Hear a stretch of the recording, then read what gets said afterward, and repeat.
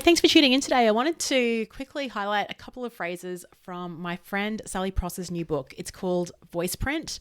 It's out this week. It's her first book. Subtitle is How to Leave a Lasting Impression Every Time You Speak. And Sally and I have been friends for years. We were in a mastermind together, I think back in 2020. And I remember joining that mastermind, meeting her the first time in about March of that year.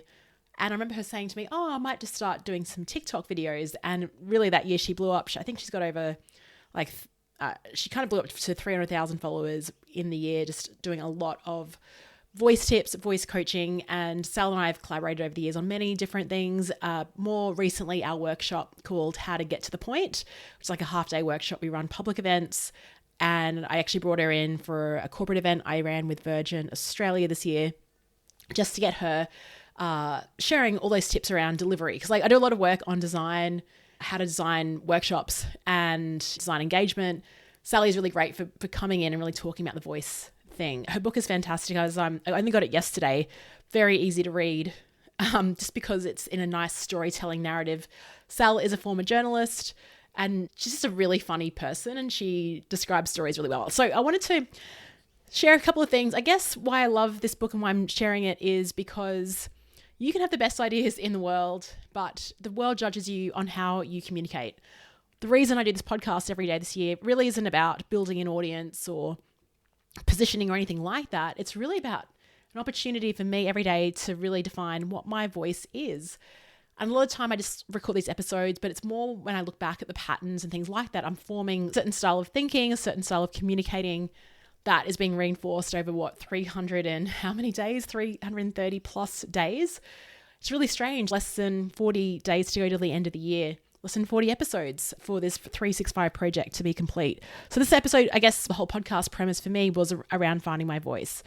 And as part of her book, the chapter is called Identify Your Voice Print. So I'm going to read an excerpt from this and then reflect on it and then go to the second one.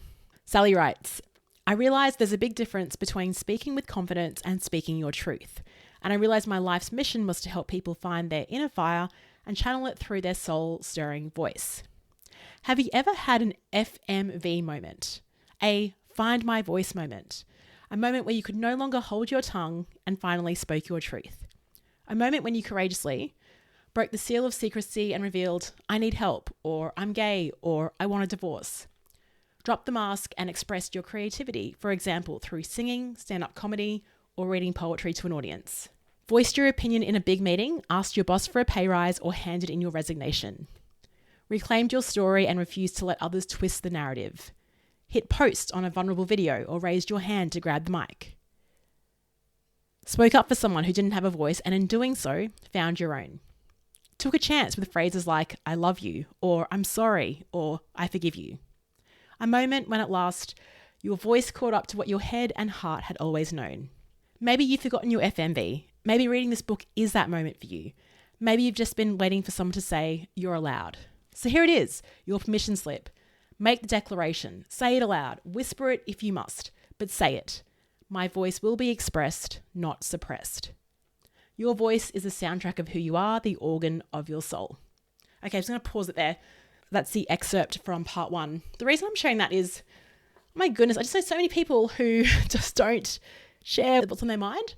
And I know this because I'll hear it afterwards. I'll hear it, and this happened recently on the trip to Nepal. I just heard some things that were communicated after the event, like regret, feelings of remorse.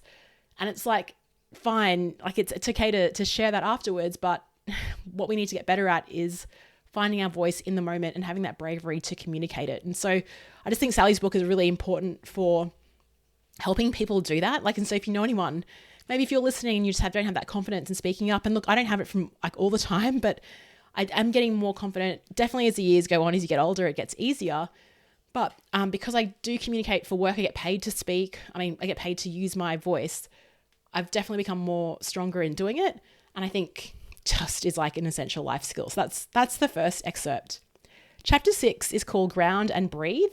And one of the early episodes on this podcast was actually all about breathing. I think one of the things that helped me when I was up at altitude was actually nasal breathing.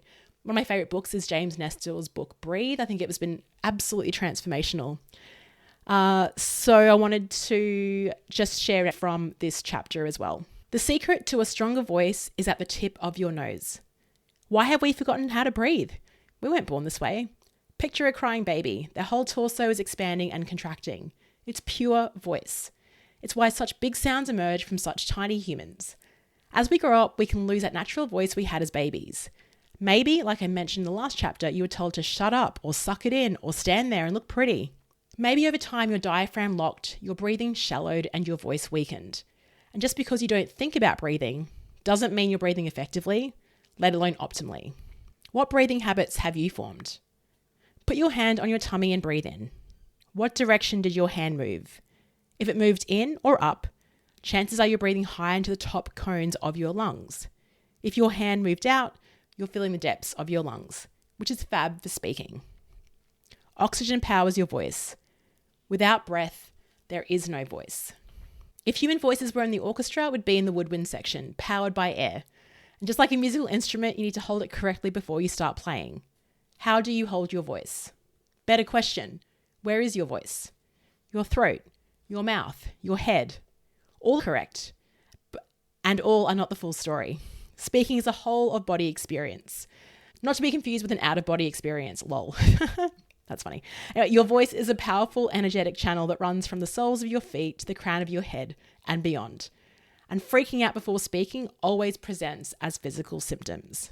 And on page 65 of her book, she's got a nice body scan exercise, just going from your feet through your knees, your belly, your shoulders, your neck and head, your face. And so you do a scan because it is a whole of body experience. I totally agree. And often, like probably my best podcasts, like when I'm sitting down, it's when I am actually standing and moving and have that whole sort of physicality to it. I guess another thing about doing a podcast is the fact that you get really comfortable with hearing yourself speak. When I had my old podcast First Time Facilitate, I kind of refused to listen to the first 20 to 30 episodes.